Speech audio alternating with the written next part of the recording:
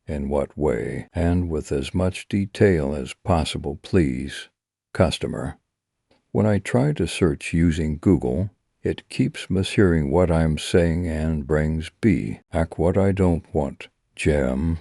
Well, sir, no voice recognition. Software is 100% accurate. Have you tried speaking slower or louder, preferably somewhere with little or no background noise? Customer. Why did and I think of that? I'm being sarcastic, by the way, Jim. I have to cover all the suggested options, even the obvious ones, sir. Could you give me an example? Customer. Yeah, sorry, yes. Today I tried a search for restaurants near where I live, and the results were local graveyards and mortuaries. I'm not planning on booking a table for one at a location like that for another 50 RS or so, Jim. Understandable. Anything else? Customer. A couple of days before that I tried a search for some family pictures so I could change my background. And it returned, well, a whole lot of sick images, I can tell you. Jim, what do you mean by sick? Customer. Dead bodies, some mutilated, lots of blood and gore. What looked like cannibalistic rituals or something. Really sick ass. Hit. What if my kids had been using the phone? JRM. Could you refrain from swearing, please, sir? Customer. Sorry. What about the pictures, though? JRM. You can put parental controls on what your home can access on the internet, which I can take you through next if you have the time. But this sounds like something we may have to escalate if these pictures break certain decency criteria. Custom. Okay, Jim. I believe you mentioned these problems only started occurring following a recent update to your phone. Customer. Yeah, no idea what it was. The window just popped up and I see. Licked install now. Took about 5 minutes including the reboot. Jam. Do you know what version of Android your phone is running? Customer. What you mean, one of those funny food-related names? Gingerbread ice cream sandwich, that kind of thing, Jim. There are specific numeric versions, but the code name should do as a starting point. Customer. Okay, I wrote it down somewhere. Hold on. Customer. Back. It says Android to 3 flesh. JIM. So that's version to 3 fro, short for frozen yogurt, by the way. Customer. No, it definitely says flesh here. Gem. Could you hold on whilst I speak to my supervisor, please? Gem. JIM. Sorry for the wait, sir. Having spoken to my supervisor and reviewed your firmware download history, there does appear to be a problem with your recent installation. Please open the settings on your phone and select Software Update to download the most recent version. That should resolve all your problems, customer. Okay, thanks for that. I'll give it a go, Gem. Could you try it now, sir, and let me know when it's done? Customer. I can't right now, but lines contact the support desk again if it doesn't work. Thanks for the help, Gem. Please try it now whilst you're on the line, sir. Customer. As I said, I can't. I'm calling on the landline. My daughter is using the mobile right now, talking to her sister. The ran out on hers. She might be a while. You know how these teenagers are. JIM. Please ask your daughter to end the call now, sir. With your recent update, there is a known issue in the firmware that can also affect both incoming and outgoing calls. Some users have complained of headaches, nausea, and other unexplained side effects. Customer. What I thought at scare about mobiles giving you brain tumors or whatever was just that, a scare, Gem. I am neither confirming nor denying anything, sir, and our terms and conditions plus liabilities are available on our website. However, due to a recent bypass of our firewalls, an unknown update to the Android operating system was released without our knowledge over our network. We claim no liability for this software upgrade and are investigating the breach in our security in line with the requirements of your contract and for your own safety and that of your family. Please upgrade your software now and refrain from using your mobile for any and all calls. Customer. Is this a joke? Gem. Sir, please take the mobile off your daughter and end any current calls. Our company will not accept responsibility for any harm that may come to your family. Following this warning, customer, you've got to be kidding me. Damn small print assholes. Hold on, Lauren. Finish talking to your sister Hannah and give me the phone, I said. Give me the goddamn phone. What the shit? Are your eyes bleeding, honey? Gem. Exit the house now, please, sir. Customer. Lauren. WHA. Speak to me. Put the phone down and speak to me. JIM. Lock all doors behind you and vacate the premises. Customer. Just come over here and let me take a look at your eyes. There's blood coming from your ear as well. Here, let me take the phone off you, Gem. Please refrain from interacting with your daughter and exit the building now, sir. Customer. Yailing. Goddamn it, Lauren. You bit me. What the hell is wrong with you? Back off now, I mean it. Screaming Jesus. My fingers. My fucking fingers. No. Stay. Stay back. Sobbing Lauren, please. Sounds of physical struggle and furniture damage. Gem. Sir. Sounds of wet coughing and of a pet. Possibly a large dog. Feeding. Gem. If you can still hear me, sir, thank you for calling your mobile phone help support. A specialist contractor and cleanup crew has been dispatched to your address to deal with your ongoing issue. We are sorry for any inconvenience caused. Call terminated. Story for the old warehouse. Essie Hotel down in New Orleans. When I was younger, I used to work as a night auditor for a very popular hotel chain in New Orleans. This particular hotel was once an old warehouse in the Central Busey Nest District. It had a long history that dated back to the Underground Railroad, where tunnels built throughout the building were used to secretly lead slaves to boats on the Mississippi River. When the hotel owners started to demo the property to convert it into a hotel, they found old distillery equipment used during the Prohibition days. The building was saturated in fantastic and interesting age history. I was told that during the renovation, a decision was made to keep much of the existing brick and woodwork.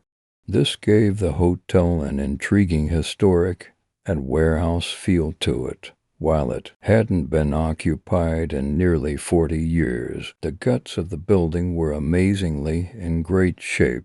It had such an interesting vibe, and New Orleans is known for attracting the most interesting of guests for Mardi Gras and Jazz Fest. I loved it there until the night I quit.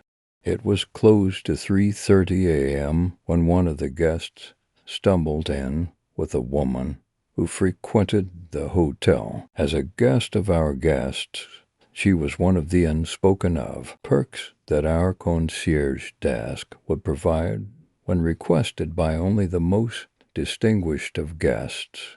An incredibly beautiful, tall black woman, Diamond, never had a problem getting work, and she tipped U.S. at the front desk, security, and the concierge incredibly well, or turning a blind eye to her activities.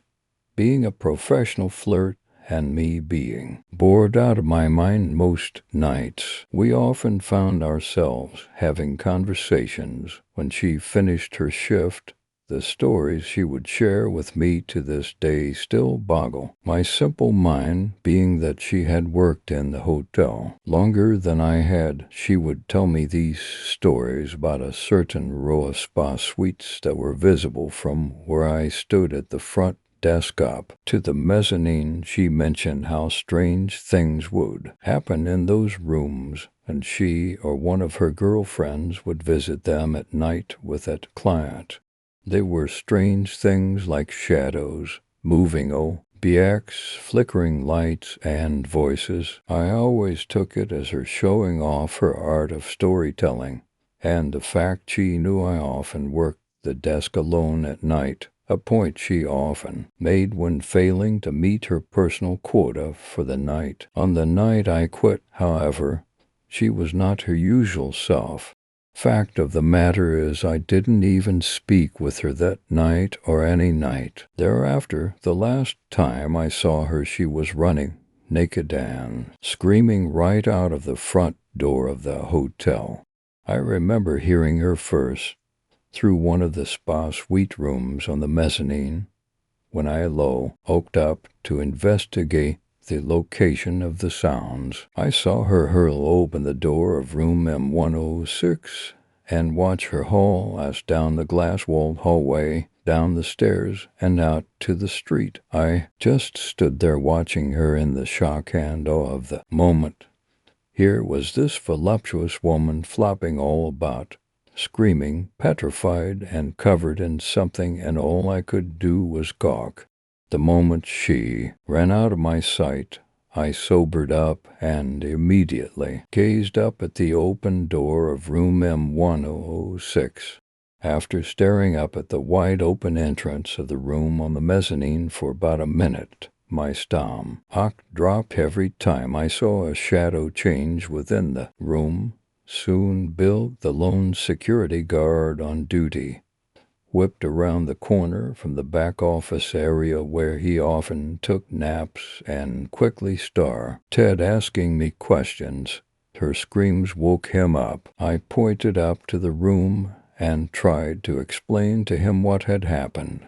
He immediately called the police for backup, and per protocol we both had to make our way up to the mezzanine level, eyes transfixed on the open door, waiting for the drunken man to stumble out of the room.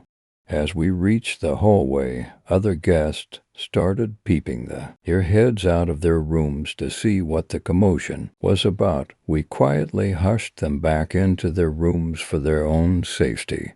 As we approached the doorway, Billy pulled out his gun and called out to the guest. There was no response, but we started to hear a very audible humming sound, almost like a rapid buzzing. When we entered the suite, we could see the king-size bed at the end of the hallway. This was one of the smaller spa suites that had a bed, an armoire with a TV, a desk, and a jet spa bathtub catty-corner to the bed. The bed was unkempt but empty, and we could see the rest of the room from the hallway. So we moved closer in, and with every step the humming began to get louder, and the shadows on the walls seemed to be floating back and forth like there were waves in the ocean. I called out again to see if we could get an answer, but we did not. We moved closer to the edge of the hallway, slowly and terrified That's when we began to see them. The cause of the shadow was everywhere and on everything. They seemed to blanket the entire room, on the bed, on the walls, in the air. Then we turned the corner under the heat lamp of Ovi, the bathtub spa. There it was, a huge tent-sized swarm of angry and hungry termites. In the tub laid our naked guest, covered in termites, being devoured by termites.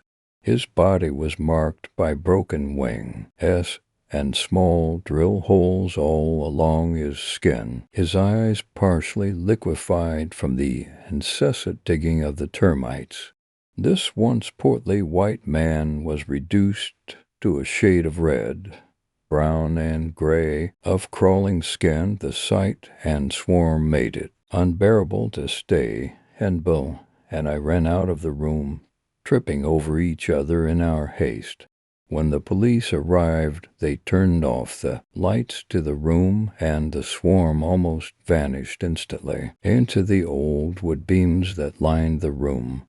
A blanket of dead pests covered the room, and the crunch I remember hearing as we walked through the room haunts me to this day. I was told Diamond suffered from post-traumatic stress syndrome after the incident.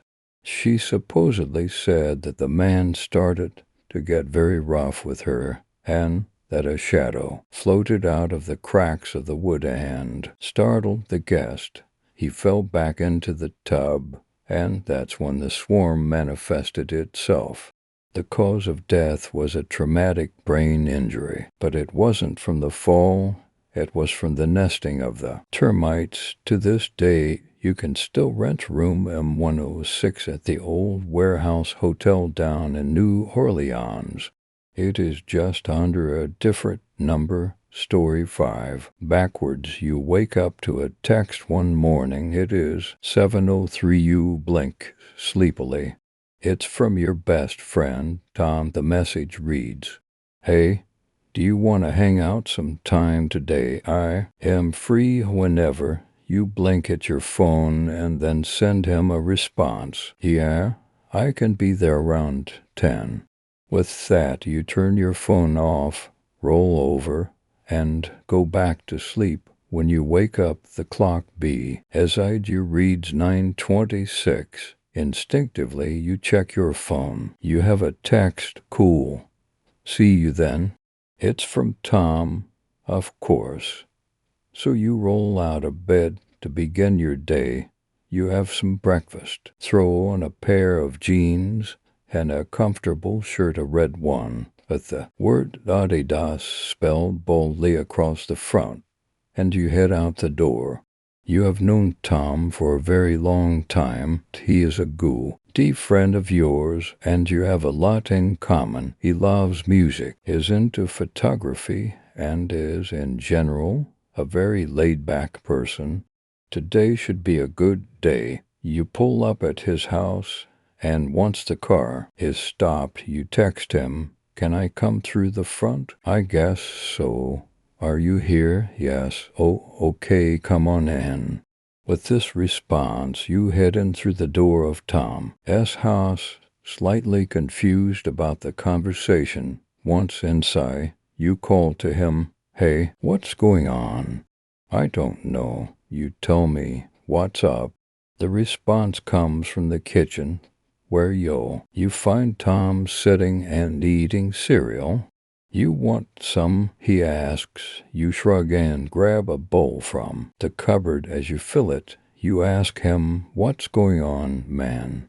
His mouth is full, so he responds with a "HM, you asked me to come over. What's up?"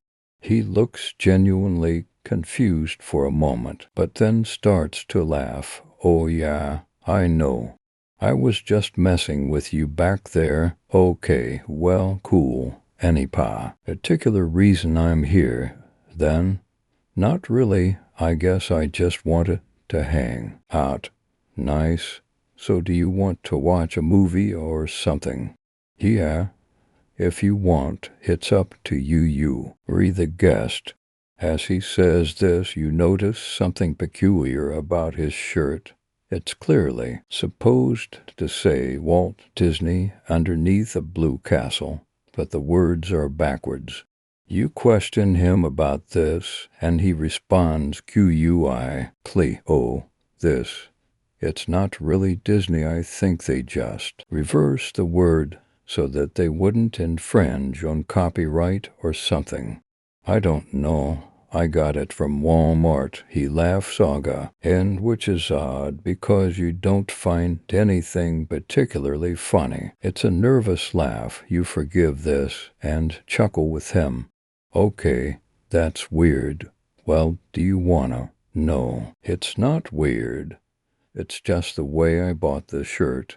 He interrupts you sharply with this thought. It catches you off guard. Oh, I know it is. It's just kind of funny. That's all. There is an awkward pause. You speak again. So do you want to watch a movie? Sure. Pick something out on my Netflix. I'm gonna grab some more cereal. You move to his TV and turn it on. You know how to operate it, since you've been over here pretty much every other day all summer. You find a movie, sit on the couch, and scoot to the right to make room for Tom, who plops down beside you. You're more concerned with him than you are with the film, though. Is there something wrong? You look over at him to see if you can discern any noticeable distress. He seems to be enjoying the movie well enough, but you blink. Something isn't right about his face. After looking closely, you realize what it is. There's a mole on his cheek just beneath his right eye. You know that he has a mole on his face, but you realize that it should be on the other side. You look away and then look back. Are you imagining it? You must be imagining it. Moles don't move like that. You must be mistaken. You go back to Washington, watching the film, but you are eventually drawn back to his face. You couldn't be imagining it. That spot was on the other side. A quick glance at a family picture on the wall confirms your suspicion, but you're not quite sure what to do with this information. You try to forget it and go back to watching the film, but your sense of unease grows. You have the irrational thought that Tom has been altered somehow, that someone has taken him apart and put him back together, but made a mistake somewhere. You try to shake the feeling. Tom gets up from his spot beside you for more cereal, which is not odd. He's always been able to put away at least 4 bowls of Cap'n Crunch. He comes back in with the box and pours it into his bowl. You blink. He then proceeds to pour milk over the cereal. You can't put your finger on why this is making you so uncomfortable. He lifts his spoon and uses it to carry the cereal from the bowl to his mouth, and you realize what's wrong. He's in his right hand. He should be using his left hand. Tom is left-handed. Why isn't he using his left hand? You feel an incredible wave of insecurity wash over you, but before you can look away, he notices you staring. What he says, in a more threatening tone, and you'd expected to hear. Nothing. You get up from the couch. I really need to go to the bathroom. You begin to move towards the stairs. You can't use the bathroom. Don't use the bathroom. Tom shouts in a dangerously urgent tone. You hear him get up from he couch hurriedly. You move faster, determined to get away and get to the bathroom. Stop, he yells after you. He is running now. Don't go in there. You sprint to the bathroom door, slam it shut, and lock it. You turn around, expecting to be standing in between his 2 bathroom mirrors, but are greeted with a different sight. The mirror above the sink is smashed. On the ground lays Tom, face up, with the words Walt Disney written correctly on his shirt. The mole is on the left side of his face. He is not moving. You're about to shout something when you hear the sound of glass shattering. Behind you, upon turning around, you see a figure springing through the newly broken mirror that hangs on the wall.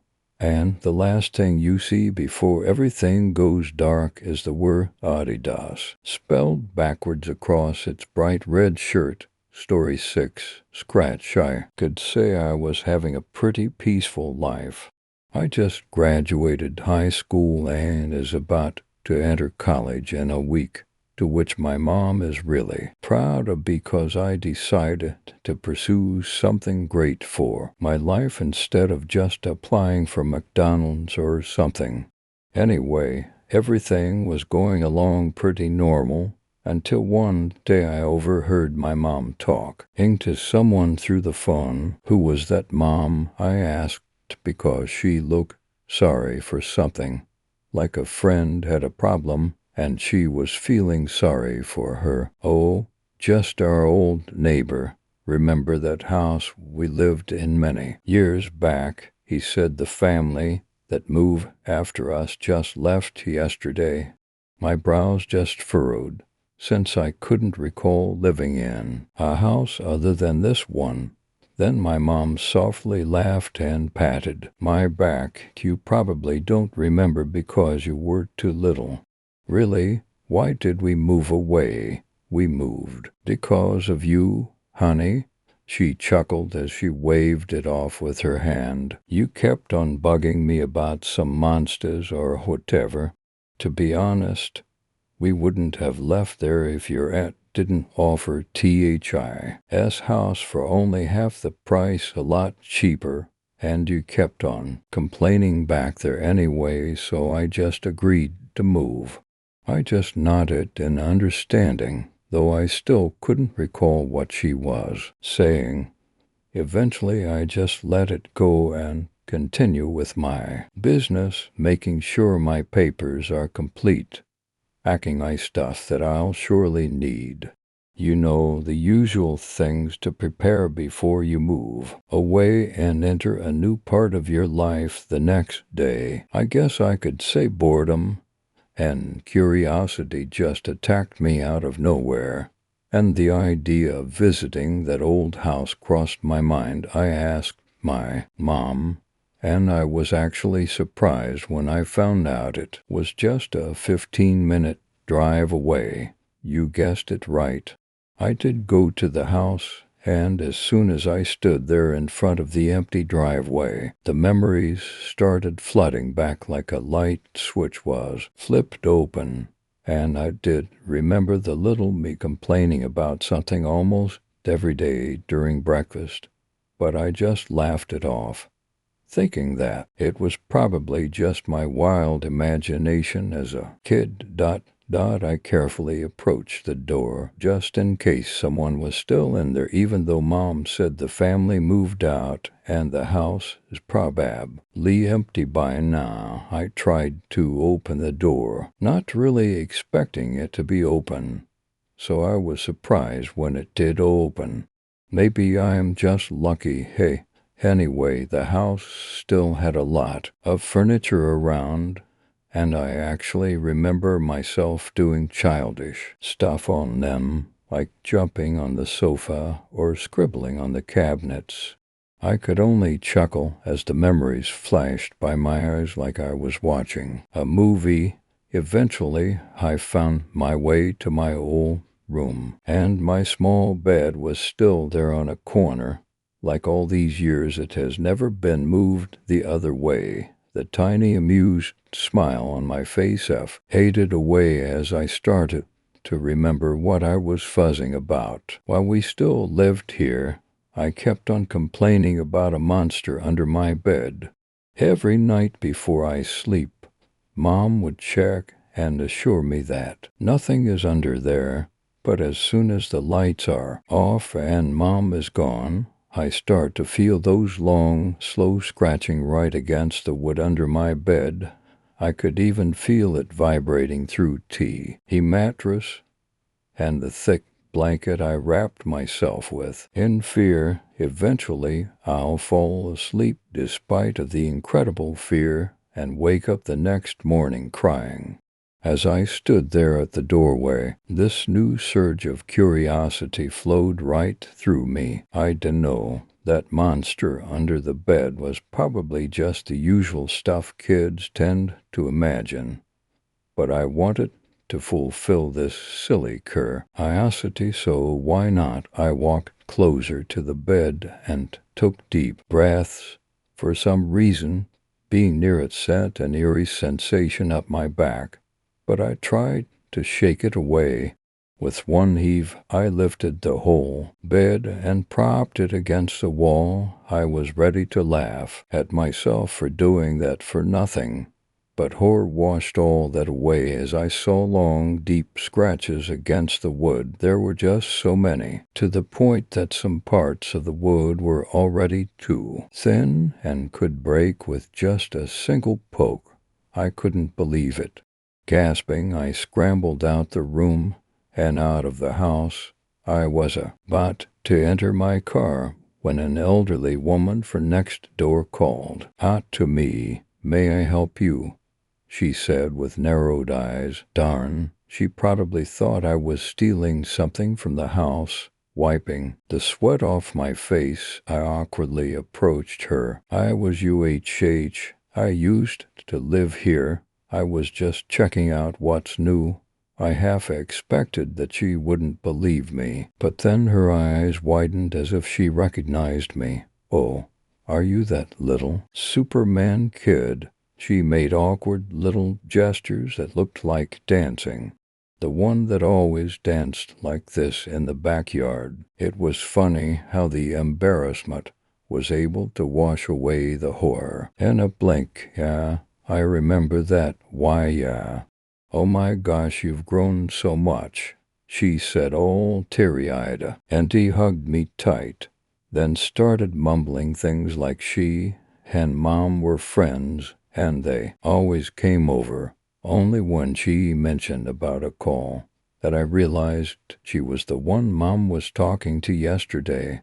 "Did you decide to V? Is it because I called yesterday?" I glanced at the house, but this time fear crept inside my heart instead of nostalgia. "Yes, sort of. You said the family just moved out of here." "Yeah, they were such a nice family," she said sadly as she followed my gaze. "Too bad they had to move away." "Why did they move away?" "Quite silly, actually," she chuckled, but the sorry look remained on her face. "But I guess they're just ready to do anything for their kids." The mom told me that their youngest daughter won't stop whining over something for months. It stressed the parents so much, and even their older daughter, they had to endure the little one's whining. But then I guess they eventually got tired of it, decided to move away. The same eerie feeling started to crawl up my spine once again, but I pushed on my curiosity and asked another question. But boy, little did I know that I only regret that I ever asked that. "What was the girl whining about?" The older woman paused for a bit, as if to try to remember, but quickly returned her attention to me with a smile. "You know, just some usual children's stuff. Someone scratching under her bed or something. Store Y7, the dark afternoon tape. Not sure if this is the right place to post this story, but it's way too creepy not to share it. A friend of mine was at my house browsing the dark web with Tor. Don't ask what he was doing there when he came across a site that supposedly showcased banned content from the regular web, like gruesome crime scene photos and such. Anyway, he searched around for a while when he came across a story with an audio clip that he thought looked cool. So he started listening, figuring it would be nothing special, until he heard it. The more he listened, the more upset he became. Suddenly, he stood up, took off the headphones, and threw them on the desk. He looked really shaken. I asked him what was wrong. He said, that asterisk audio file. So, now, of course, I wanted to hear it myself. But he quickly deleted the sound file and closed Tor. I asked what was so bad about it, and he said it was like hearing a real-life snuff tape, only this was an entire group of people, including young kids. I said it was fake, and he yelled back, "No, this asterisk is totally real." He quickly left, but forgot he saved the story, so I sat down and read it. This is the actual text, copied and pasted exactly as is, a real creepypasta. I'm still too afraid to listen to the audio myself. If I could ever find it. I did find a short movie said on the tape that shows a police photo of the real tape, and it even plays a tiny piece of the actual audio at the end. It gives the town a fake name and changes some other stuff too, but doesn't matter. It still sends shivers down my spine every time I watch it. Supposedly the actual tape is much more disturbing. The Dark Afternoon Incident.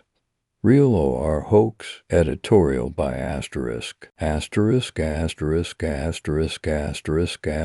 Associated Press.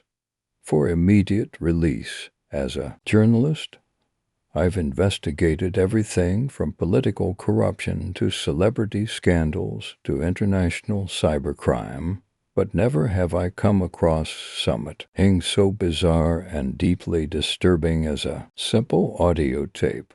I received it at work from my late aunt's estate, whose possessions were divided amongst remaining family members after her death. Of everything she had, only one item was personally requested to go a specific family member, me. It was a small box containing a tape labeled The Dark Afternoon. I could not understand why she had wanted me to have the tape and no one else. Underneath it, I saw a note scribbled in her handwriting. My aunt wrote that the tape was an actual emergency recording made from the dispatch unit at the small-town police station she once worked at in the early 1970s. The last sentence made the point that she personally knew a few of the callers on the tape. I thought so. What I soon found out. Curious, I played it. An hour later, I was shaking, literally. It was without a doubt the single most disturbing thing I have ever heard. It's something that gets under our skin in a way I cannot describe, and I've seen plenty of gruesome things during my career. I've covered wars, crimes, you name it. Much is hard to stomach, but this was different. Maybe it's the more intimate way you listen to it, or the loud in your ear, blood-curdling screams, I don't know. It begins with harsh static, which is broken by a call from a citizen of the tiny town, which I will not name here, to report a dark, featureless form was outside their house, standing there, watching and moving. The dispatcher tells the caller that it's most likely some kid playing a prank. When a knock sounds on the caller's front door, here, the line goes dead, creepy, but nothing extraordinary. Then it happens. Call after call pours in. People all over town report the same dark forms have appeared everywhere. When the dispatcher tried to reassure them was nothing to be alarmed about, the callers insist there's something ominous going on and request an officer by as soon as possible. But with only one officer in town, there wasn't much that could be done. The callers report the figures were no longer standing there but closing in on them. You hear pounding on doors, windows shattering, sinister laughter at. You also hear sheer panic and terror in the callers' voices as this was happening. It's very disturbing, then gruesome. Bizarre things happen to each one. Things I don't wish to recount. Finally, there's static until the tape runs out. All you're left with is a mental picture of what you think might have happened. Why, our own imagination is always worse than any photo or video. I told myself it must be a hoax, just a spooky ghost tape made to scare unsuspecting listeners. As a journalist, I know there's no way a town in 20th century America besieged by ominous things resulting in numerous deaths would not make the news. Then a thought occurred to me. Could it be real? Maybe my Aunt Washington intended me to hear it, to investigate it, and to expose everything on the tape in order to prove it did happen. And that's what I did. After checking, it turns out this small town did in fact experience an industrial accident that unfortunately took several lives one afternoon during the early 1970s. Friends and family were told by authorities that the bodies of the victims were contaminated and not able to be cremated for burial, and they were right. They could not be claimed, not because of contamination, but because none of the victims were ever found. No town, state, or federal records reveal that any bodies were ever removed from the town. They just vanished. A deeper question now arose. Did the number, gender, and ages of the people killed in the so-called accident correspond in any way to the callers heard on the tape? Every last one. This was no hoax or accident. It was something else, and my aunt knew it.